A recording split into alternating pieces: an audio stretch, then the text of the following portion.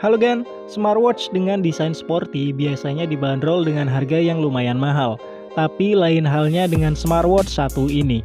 Bersama saya Rama, ini adalah FD68 smartwatch. Dan mari langsung aja kita mulai videonya. Seperti biasa kita lihat boxnya terlebih dahulu.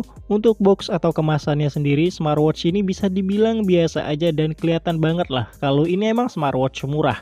Dan bisa dilihat kemasannya ini cuma dibuat dari kertas karton biasa. Di bagian depan kita bisa lihat gambar dari si smartwatchnya yang udah kelihatan bener-bener sporty banget. Sedangkan kalau di bagian samping kiri dan belakangnya terdapat info atau fungsi dari fitur-fitur yang ditawarkan. Lanjut ke bagian dalam, di sini seperti biasa saya cuma ngedapetin user manual, unit smartwatch, dan sepasang strap. Untuk unit smartwatchnya, impresi pertama saya ketika megang FD68 smartwatch ini adalah smartwatch ini ringan banget. Hal ini dikarenakan housing jamnya tadi yang terbuat dari bahan full plastik. Dan untuk tombol-tombol di sampingnya ini fake ya kan, nggak bisa dipencet-pencet. Lalu di bagian bawahnya juga terdapat sensor yang besar kemungkinan cuma lampu LED warna hijau biasa.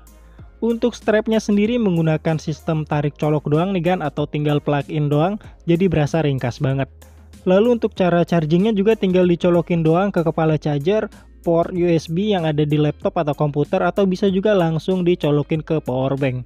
Dan ya ini praktis banget karena nggak butuh yang namanya perkabelan duniawi. Dan untuk cara ngidupinnya sendiri, kalian hanya perlu sentuh dan tahan di bagian bawah sini beberapa detik. Dan kalau nggak mau hidup, silahkan di charge terlebih dahulu. Bila sudah, silahkan diulangi cara yang saya kasih tahu tadi untuk mengaktifkan smartwatch ini. Untuk layarnya sendiri, smartwatch ini masih menggunakan square display atau layar kotak berukuran 1,3 inch. Lalu panel yang digunakan masih menggunakan TFT panel dengan resolusi 240x240. Dengan kapasitas baterai sebesar 150 mAh, lalu sudah disertifikasi waterproof IP67, dan terakhir untuk diameternya juga sekitar 50 mm. Jadi ya lumayan besar ya kalau dipakai di tangan saya yang super langsing ini. Untuk navigasi FD68 smartwatch ini hanya mengandalkan satu tombol kapasitif, dan dengan mekanisme sentuh satu kali untuk berpindah menu, lalu sentuh dan tahan untuk memilih menu tersebut. Kalau kalian pernah menggunakan M4 Smartband atau M5 Smartband, FD68 smartwatch ini menu-menunya sama banget. Yang ngebedain paling ya cuma ikonnya doang. Seperti di sini ada menu step untuk menampilkan data daily activity yang berisi info dari estimasi langkah, jarak tempuh, dan estimasi kalori yang sudah terbakar.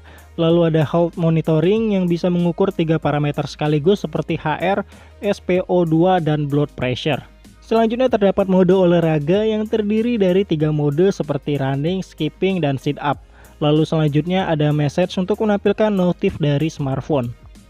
Selanjutnya di dalam menu more ada remote kamera, find phone, reset, QR code untuk ngedownload aplikasi Fit Pro-nya nanti, dan terakhir ada shutdown.